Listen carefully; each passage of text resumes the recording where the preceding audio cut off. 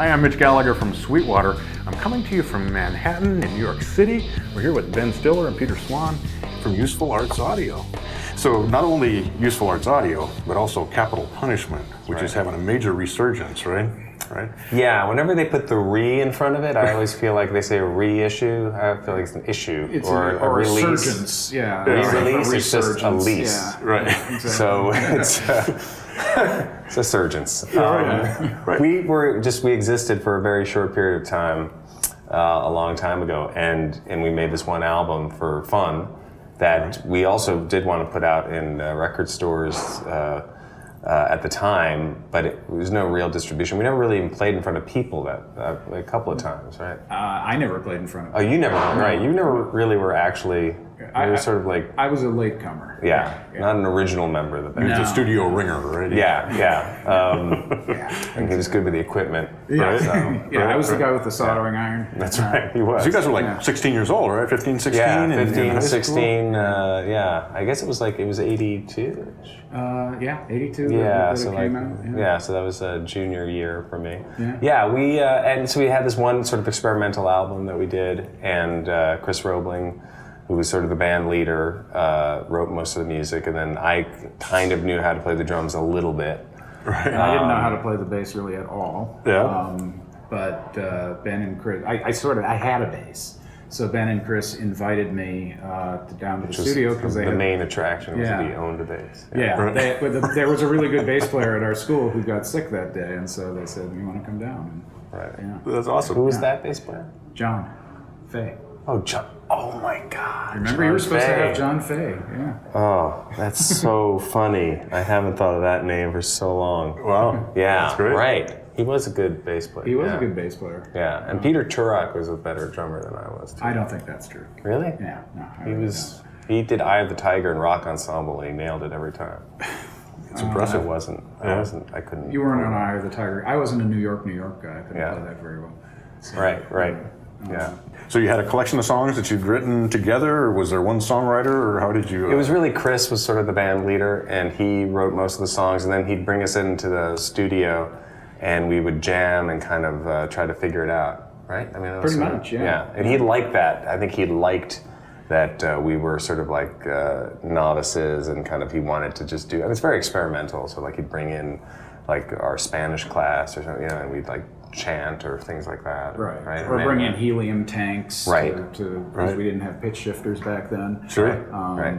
That's how you used to do it. That's right. Oh, listen to the album. Roadkill was the album, and it's very creative. There's some found things in there, and some audio that must have come off like some video or someplace that you guys found that. Yes. Stuff, so. Yeah. That's a kind term, creative. I appreciate that. It was experimental for sure. And I literally, I'd never really, I'd played the drums for maybe like a year or something like that at that time, which you can tell when you listen to it. I mean, it's very clear. No metronomes were used, which again is clear when you listen to it. But it was fun to just actually be in a recording studio and be doing it. Right. And Chris, to his credit, I have to say, he really, filled us all with this sort of like, confidence of like, you can do this. Right. Well, and you were in this room, these studios that had the big format consoles and the whirring 2-inch tape machines, and you thought that with all this stuff, I can do anything. Right. I can. And the very first note I ever played into any recording device is on that record. So I was not a seasoned musician, but I felt like anything was possible because of all this gear. Right. It's usually not the way you want to do it when you're recording an album. That the very first note you're playing is in the studio. But that was, sort of the magic of the band. Yeah, right. Yeah. So you have put that album back out? We have put it out, as I said, really released for the first time. Because the original release was us taking it to a few local record stores. And giving it to our parents. Offering it to them for nothing. And some of them took it, and then giving it to our parents. And I had a box. For years I had a box that, and I'd pull out and show my kids, say, hey, this is an album, first of all. This is a record. This is a vinyl. Which was a material that people would etch into if they wanted to listen to music. And it was just like a fun sort of thing to play just to show them that I did something a long, long time ago. And then, a few years ago, somebody actually approached us from a company called Captured Tracks about releasing the album, because apparently it had become somewhat of a thing in outsider music circles. Which I don't know what an outsider music circle is exactly. Well, I think we're starting to learn. Yeah. You know, because we were definitely not insider musical people. So, and I gather that it sort of it got traction overseas. We don't know which sea. Yeah, right. But apparently it's across some ocean. Right. And I mean, it's just funny now that it actually exists as a thing that people, like we're talking to you about it. We've talked to Newsweek magazine. And, just it's funny to me because it was really like a thing we did in high school. Right. But it's also been fun to get together as a band and record some new tracks, which we did for our second album.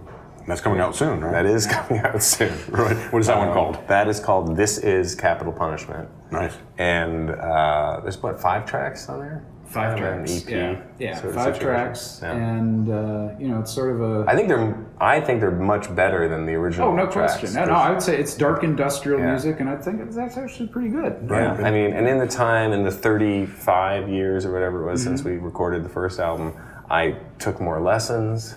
I practiced a little more. Right. And I put it away for about, I'd say like 20 years. I stopped. I didn't play, which I recommend, because then when you come back, it's like you have a whole new outlook on it. So then I started taking lessons again about 5 years ago. This was all part of a plan I had to, because I knew we'd eventually You got to think for the long second term in this album. business. Yeah. So I know at least I'm a little bit better as a drummer, just a little bit better. Right. As long as it's like straight ahead 4/4 time, I'm okay. You're there. When Peter, you were saying too, you felt like you're more accomplished now than you were. Oh, I played in bands for pretty much the last 20 years, and that you can't help as you buy new strings and tune them and things like that. You get a little bit better. Sure. So, yeah. Right. So I read in an interview that you guys very early on had a brush with greatness when you had lunch or dinner with Gene Simmons. Is that right? We just interviewed Gene like a week ago. Oh, really? Yeah. Oh, cool. So, Yeah, we Chris's parents, his mom, right? She knew somehow. I don't know how he got there. He just showed up. His parents knew him somehow because his parents were actors. My parents are actors in New York City. I lived on the Upper West Side. He lived on the Upper East Side. So show business world that we grew up in. And somehow they had crossed paths with Gene Simmons. This was a time when, Kiss, just the idea of even seeing, even now, well, since then he took off the makeup and did movies and stuff. But at the time, the idea of just what would he even look like without the makeup was just a fascinating thing. And just he was going to come to Chris's house and talk to us about music, and there was a dinner, right? Oh yeah. We had a good time. Yeah. I remember there was a rather difficult personality in the room. Do you remember this? There was some guy who was a little out of his mind, and Simmons was I don't know, sort of bonding with us over. Yeah, who was that person? I have no idea. Okay. All right. Some guy. Yeah. But he was very cool to us. It was neat. Right. Well, that's cool. That's cool. Yeah. So, how do you go from playing in a experimental band, use your word, to Useful Arts Audio and producing top tier pro audio equipment?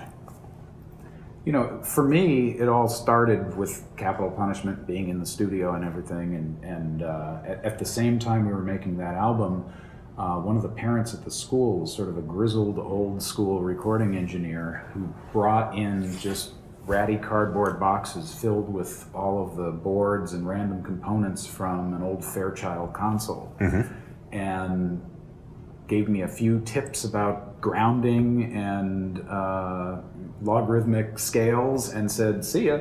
And so I started building this console. At the same time we were going into That was actually me. studios. I put a beard and a mustache on. I was just sharing my knowledge of logarithmic scales with you. I didn't want to intimidate you at the time. I always wondered. It's the first time I'm telling him this, but it did change his Big mind. revelation This is here. kind of this is one of those gotcha moments. Because I went on to being an actor and do characters, and at the time I was experimenting with my grizzled old audio engineer character that I was playing around with. Yeah. But I have to say that Peter was very good technically. As a kid, you were really good with that stuff. You did have the soldering iron. You didn't know, and there was a lab at school, and our science teacher, John Rader, who still teaches at the school to this day. And actually, my kids go to school. My daughter's in the high school, so my daughter had him as a teacher. We both had the same teacher. He was my favorite teacher. He would sort of give you the space to do your thing there. There's a closet in the back of the lab where you kept all that stuff. Yeah, it was the old dark room that was in the back of the lab, and he sort of let me, as a high school student, let me have my own office where I could just solder and do crazy stuff, and occasionally we'd go down to Canal Street together and buy ancient oscilloscopes and stuff, and so that was the beginning of my training in all this. I know a lot to do here. Yeah. And so you were the techie guy in that way, and I was not at all. I wasn't at all, so I didn't know anything about that. I was kind of interested, and I remember I bought a guitar. Yeah, you bought that Telecaster. The Fender Telecaster. Mm-hmm. Yeah. I mean, this was at the time before Sweetwater existed. 48th Street was the place you would go, which was very exciting because you'd go down there and like they'd have all the drums, and you'd see like these amazing drummers trying out the drums and the guitars, and you could just try stuff out. It was incredible. And I went down to, I think it was Manny's. I definitely got my Slingerland drum kit at Manny's, and then Chris and I think went down there and I got that Fender Telecaster, which was a beautiful like wood grain. Yeah. Just like kind of gloss finished, no color Telecaster, and I was going to become, a great guitar player. Right. I never did. No? Actually play it. Okay. But it looked so cool. Yeah, right. And it really looked cool. I remember putting it around my neck. Yeah, And I could play an E and an A. I remember the E chord. And a G. Yeah. And, with an E and an A and a G, you can a lot of songs right there. Yeah. But that never went further than that for me. Mm-hmm. I think Chris eventually might have bought it from me. I think he did. Yeah, he did buy it. And I think he still has it. He does? I think I want to see that guitar again. Yeah. It's been a long time. Yeah, we actually talked about that guitar Really? last year. I got to see it. We still have it. Yeah. Right.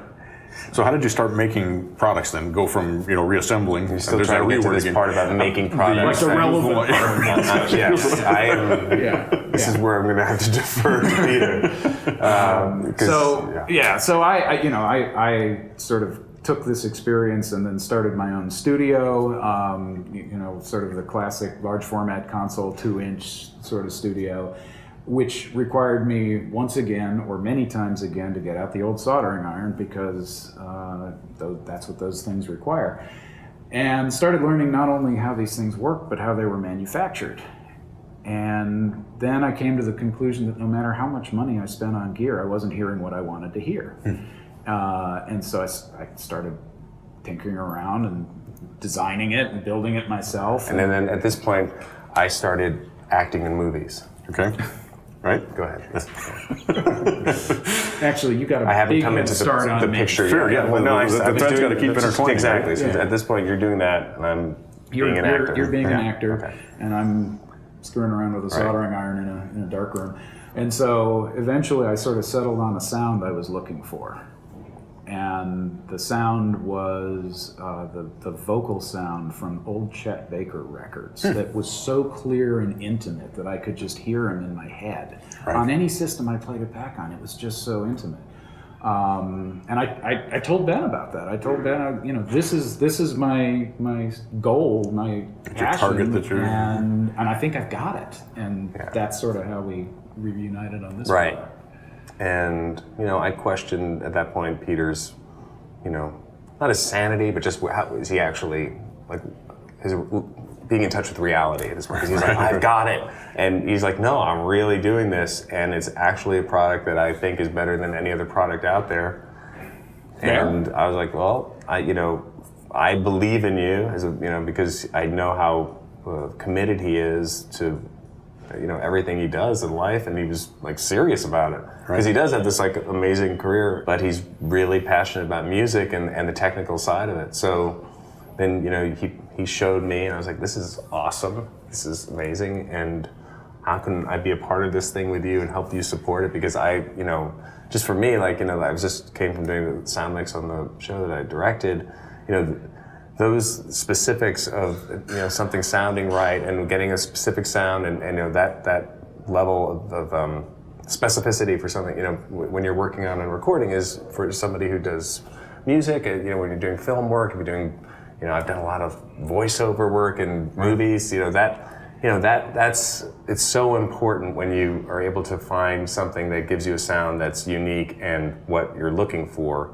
And I know that, that was what Peter had found, because this is a market that obviously I would think it's not easy to just go like, hey, I got something new. Sure. I've done it better. Right. But, he had this vision, which reminds me of when you're making a movie or something where you have like a vision of an idea of how you want it to look and sound. You see it in your head, and I think he had this idea in his head of how this should sound, this interface should sound, and you figured out a way to get it. Right. Yeah, we were talking earlier, and it's kind of one of the last few areas, technical areas, where you can still do that, where someone can come up with a boutique idea, and a fresh original approach, which you certainly have with the way that you can tune the harmonics and things with the preamps and things. That one of the last few areas where you can still do that and build a company off it. Right. Yeah. Right. And we got into it together, and then as I would watch it grow for him in terms of like bringing it to people in the business, and I have friends who are engineers and music producers who we'd bring it to, and they'd be like, yeah, this is the real thing. And then to watch it become an actual product that you were making and are making yourself. Yeah. And figuring out the technology to actually build it. Right. Yeah, because pretty incredible. Because there's design, and then you've got to figure out a way to manufacture it to a standard that is acceptable to you, with a sort of an ethic that goes along with believing in what's inside and being proud to represent that to the public.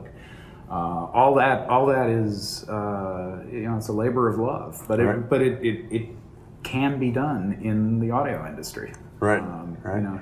I think it would be very difficult for an individual inventor to say, okay, I've invented a better video camera.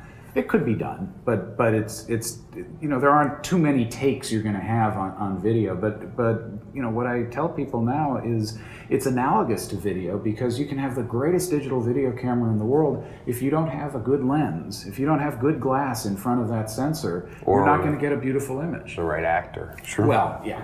Sure, the talent is part of that. Talent is part of it, right. Same thing with the microphone. Yeah. Talent in front of the microphone. And it keeps reminding me. And if you just, this thing doesn't have an auto-tune feature though, so if you don't sing, it's not going to make you sing on pitch.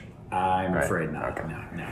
As a matter of fact, the worse a singer you are, the worse you will sound with this. That'd be Right. That's a great sales. That's true. The worse you are, the worse you'll sound. Yeah. It will Useful Arts capture- Audio. We make you sound worse. It's so clear, it's going to reveal, that's high resolution. But you know what I'm saying. It does Yeah. bring out what you do, and if what you do is great, it will make you sound great. And if what you do isn't that great, it probably won't make you sound better. Which is why So it's really like a truth seeker. Like it gets to the heart of your soul, and it will tell you whether or not you should actually be in front of a microphone. That's really like what product does that? Where it actually gets to the core of your soul and tells you your truth. Right. There's not like a yes and a no light on it. That's yes, right. No. What product does that? Useful Arts. Yeah, so where'd the name of the company come from? Actually comes from the patent clause of the U.S. Constitution. Yeah, the Constitution gives Congress the power to protect the sciences and useful arts. And back then, what they meant by sciences was art and literature, and useful arts meant science. Right. So the fact that I have a federally registered trademark in part of the U.S. Constitution is kind of cool. That's pretty The fact impressive. that you've read the Constitution is kind of cool. Yeah, not too many people do that these days. Right. It's like you and me. Yeah. I remember when we used to sit and read it to each other. I know. Those were the good old days. When we had time. Yeah. Yeah. So you've got two thrusts that are kind of going there. You've got the preamps, and then you've also got the bass DIs, or not bass DIs, but instrument DIs. The instrument preamps. So you're kind of working in both those worlds, pro audio world, like you were discussing, everything from voiceover to singing and recording as well. But then, of course, your bass thrust shining through there as well. Yeah, well, the whole idea there was that there are, again, I'm a jazz fan, and it is very difficult to get a great bass sound DI'd out of an upright bass. Piezo pickups just don't like to be presented with a load. So I was asked by a really great jazz bass player to come up with a way to fix that. Right. And I did, and I thought I would only build one of them. I sort of did it as a gift, and I didn't have a piezo pickup handy to test it with, so I plugged in my Fender Precision, and I'm like, wait a second, this actually, this concept works on basically anything with a 1/4-inch plug. Right. Yeah. Yeah, So that's cool. how that came to be. Yeah, so all of it's super versatile and super applicable. So a wide range of different things that you'll be Did the bass using, like idea though, that was not first, was it? No. Yeah, The Mike that 3 was- idea was yeah. first. Yeah. But the bass thing sort of comes from also your love of bass, of It just does. playing the bass. It right? does. Yeah. It came from recording jazz albums and listening to bass players say, that bass tone isn't quite what I want. And they couldn't find any gear that would give them what they wanted. So Right. again, where there's a need, there's something to fill. I didn't want to just build copycat gear, just to fill a market segment. I wanted to try and fill a hole where there was nothing else to fill it. Right. Awesome. Awesome. So are we hearing a bunch of the gear on the upcoming EP release? Oh, did you get it in there? Because it wasn't really developed there. at that point. 'Cause Actually, I did. Oh, when you were recording. See, Yeah. here's the thing about how we recorded this album. We were never in the same place when we recorded, except for Chris and I were together, and then you were with I was Chris. with Chris. And it was recorded over 2 years. So I never was with you when you were recording. Right. The bass has the BF1 and the vocals have the SFP60. Nice. And when does the album come out? Black Friday, Black Friday. Friday after Thanksgiving. So while everybody's just going crazy at the mall, Right. you can just order your This Is Capital Punishment online, or And then pretty much your holiday shopping is done, I think. yeah, Yeah. you can just get it like right on like Spotify or Yeah. something, right? And order Yeah. multiple copies. And Yeah, or you can listen to it while you're doing your crazy shopping. Exactly. Multiple Yeah. uses. Hot Love is my favorite track. It's my favorite too. Yeah. And, you put on your Bluetooth headphones now, which we didn't have back then, but now you can have Hot Love while you shop. do your holiday shopping. Yeah. Right. And then a world tour after that?